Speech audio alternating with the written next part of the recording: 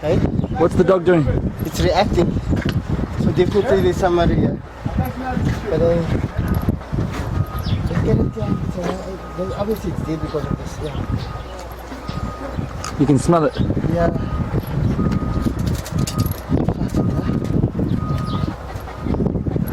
What are they suggesting? What's going to happen? Are they going to recover the? I'm not sure.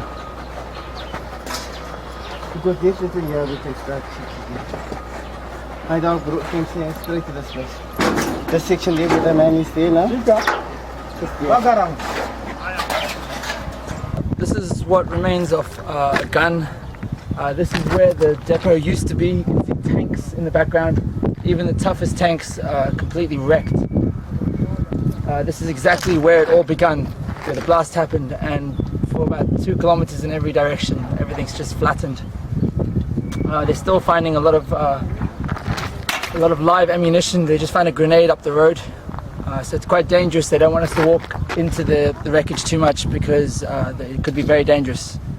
And the rescue crews are not optimistic about finding anybody alive in this area, so we're going to start looking further out. Behind me you have some of the military tanks that have been stripped down to the core. This is pretty much close to the center of where the depot explosion took place, and around me is ammunition. Some of it's still live, most of it has exploded, and everything's just been flattened in every direction. Fortunately, most of the houses here, most of the buildings were single story, so it's hoped that people managed to pull themselves out, but the rescue workers are not expecting to find anybody alive in this area. It's quite devastating. This is the top half of a tank, and over here you see the bottom half. It's been shredded apart.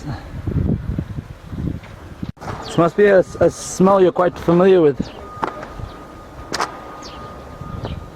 Smell decay.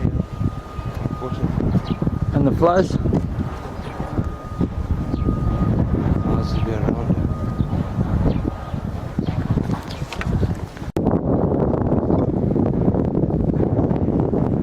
It's like a tsunami came through this town without the waves.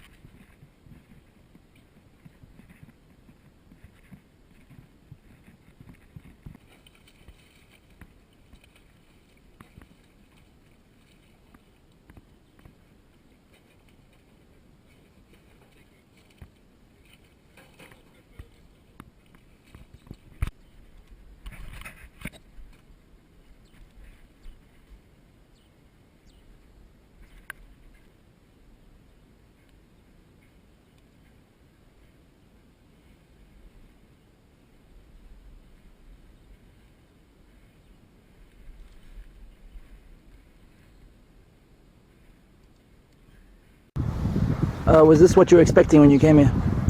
This is far worse than what I expected. Had I known better, had I not known any better, I would swear this was an earthquake 9.0 on the Richter scale. I've seen bombing in Bosnia, in Lebanon, in Iraq, in Mogadishu, but I've never seen bombs do this kind of destruction. I've seen only this kind of destruction in Haiti, in Pakistan, all in the earthquakes. But bomb attack, never believe it. Are we going to find anybody alive in this area? No, not in this area, because this is right epicenter where it happened, behind me. This is where it happened. There's a school on the left-hand side. On the right-hand side is the police barracks. Behind me is where the church is. The intensity of the destruction is too ferocious here. No way anybody would have survived this. it makes more sense to go further back and spread out, and there's a better chance of finding survivors if they have not come out themselves. Because luckily, most of the buildings are single-story buildings here. There's only a few multi-story buildings. So the chances of survival were greater because of the single-story buildings. And do you think we're too late? No, I don't think we're too late. In any case, we couldn't get in the first 2 or 3 days because they had to disarm the bombs or make the area safe for people to go in. There's no point you going in and getting blown up. So I think further on, we may find some people. But I hope that everybody has managed to crawl out by some manner. Thank you very much. I have the feeling of a great satisfaction to have the team of South Africa come to rescue and to help, so that we can help together and find out if there are any bodies left in the debris. So what I can say is that I'm very happy to receive a South African team.